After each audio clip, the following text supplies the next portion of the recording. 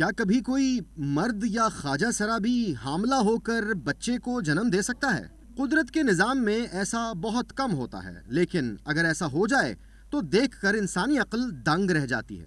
کچھ ایسا ہی ہوا بھارتی ریاست کیرالہ میں، جہاں یہ شاہد نامی ٹرانسجنڈر مرد حاملہ ہے اور اگلے ماہ ایک ننھی جان کو جنم دینے والا ہے۔ 23 سالہ شاہد اور 21 سالہ ضیاء دونوں ٹرانسجنڈر ہیں اور ایک عرصے سے ساتھ رہ رہے ہیں۔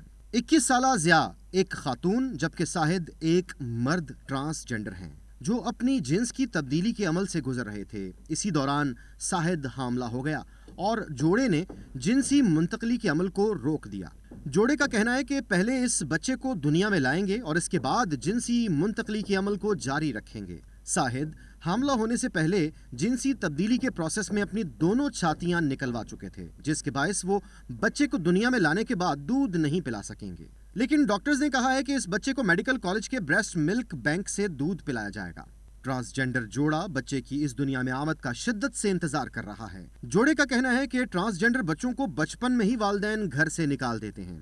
اس بچے کو دنیا میں لا کر بہت پیار دیں گے اور دنیا کو پیغام دیں گے کہ بچہ جیسا بھی ہو اس سے پیار کرنا چاہیے۔